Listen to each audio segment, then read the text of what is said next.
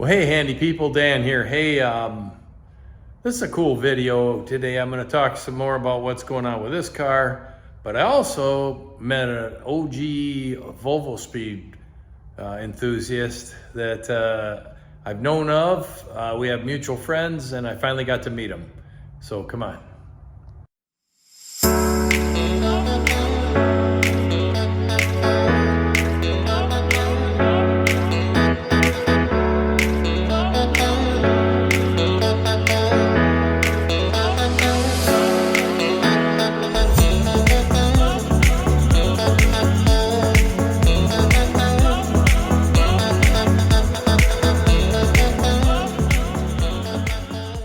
Well, hey folks, I'm here with Alan, and we just did this little swap. I picked up some cool stuff, and Alan's a big Volvo guy. He's been a member of Volvospeed. How many years?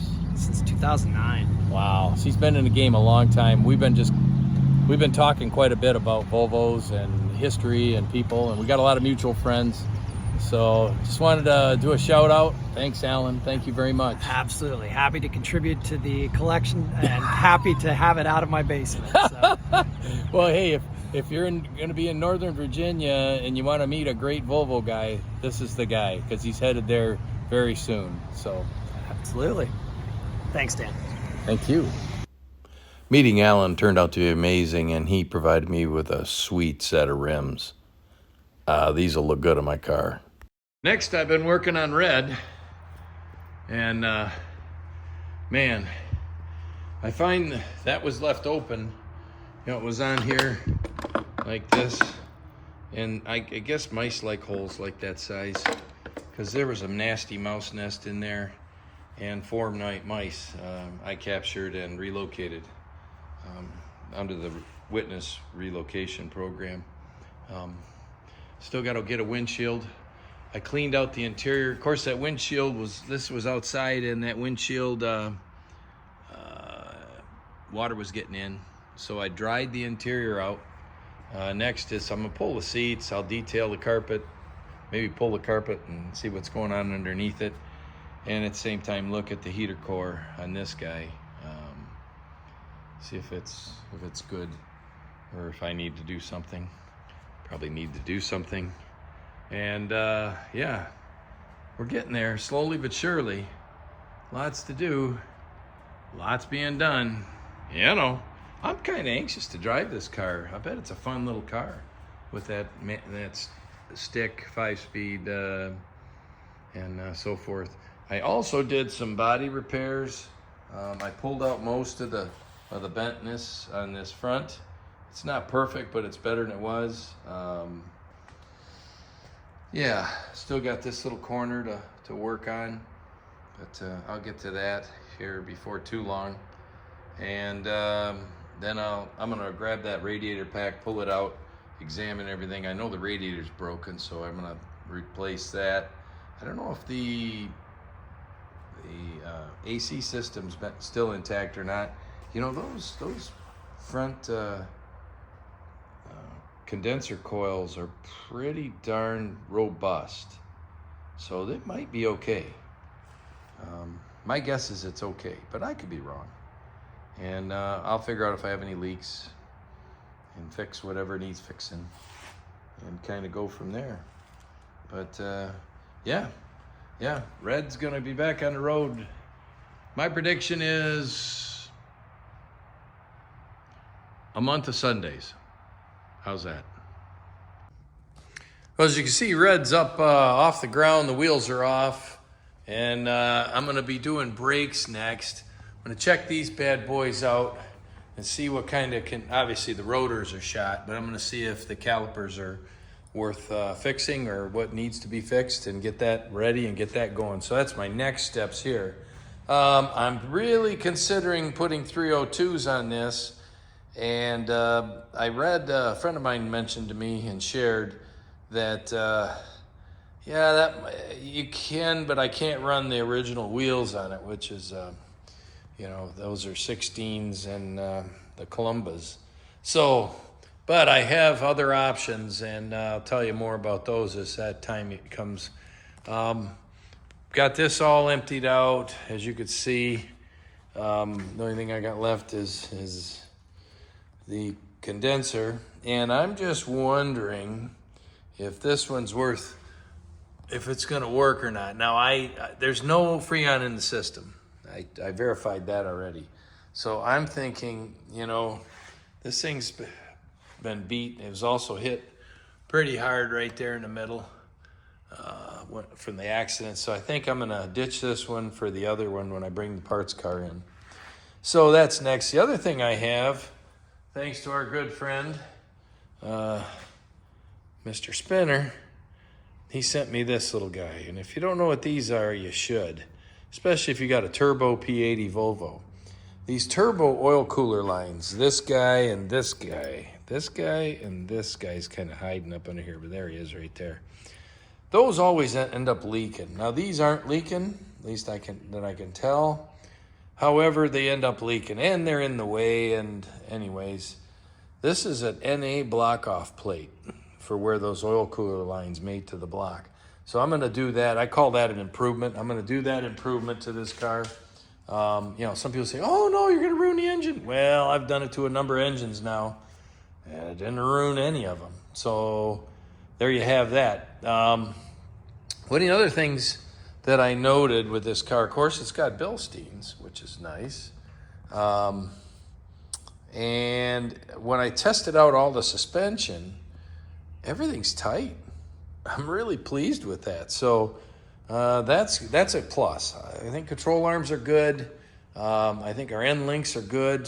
The steering end links are good from what I can tell. So that's a plus.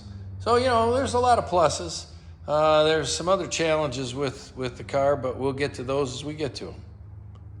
So the airbag in the car was blown, and this is the remnants of it. But the worst part is the screws that go into the back of it were stripped out, because I think they were, when this superheats, when it blows up, it messes up the whole steering wheel. So I had to cut them out. The two screws that are the T30s Torx that come in from the back that hold the airbag inside the wheel were frozen, and they'd been attempted to get out. Somebody attempted to get out previously. This is the other side. And so, see, I made those two cuts. First I fiddled with this, but this was nothing. This turned out to be a dead end. But I could also get at this by pulling the bag back, and this was where this had the capture nut that had the Torx screws. And again, they come in from the back side of the wheel. Anyways, those I had to cut out, and I used this tool. It's an oscillating tool, Milwaukee. Worked great with a carbide blade, Dremel I bought.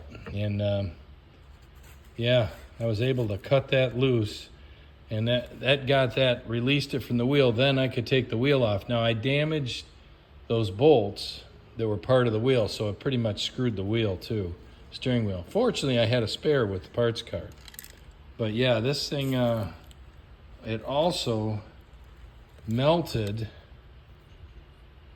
the plug that plugs in here, because it superheats. I mean, it gets super hot. Here's the back side where I made those cuts, but I made them from the front side. And I think that's probably the safest way to go about it, is with that oscillating tool. And you're gonna get real dirty, by the way, when you sit there, so dress accordingly. And yeah, the cuts, they weren't too bad once I figured out what I had to do, but that's how you do it. And now I've got the good steering wheel in red. I just need to get a new end for this guy, because he broke off in there. So yep, but this one has good screws, and they have good Torx ends on the other side, so I'll be able to put the new airbag in here once I get this taken care of. Anybody know a good way of getting one of these other than parts? Because I looked in the parts cart and I don't see it, so it's missing. So we pulled out the radiator and the intercooler and out of red, and it looks like the radiator's only broken on the mounts. I have a later radiator, but I think I'll be able to use it.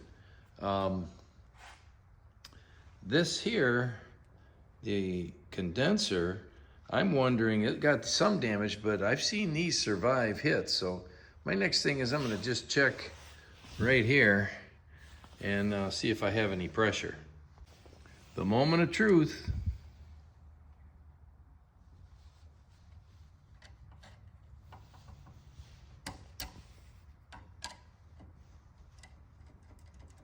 None. Of course, the car's set for quite a while, so I'll have to pull a vacuum on it and see what I can come up with. It could be a very, very slight leak, which would make the system run. Hey folks, I enjoy hearing your thoughts and your comments. Tell me if I'm going the right way or not on this. Any ideas, suggestions? Come on with them. Leave them in the comments below. And thanks for watching.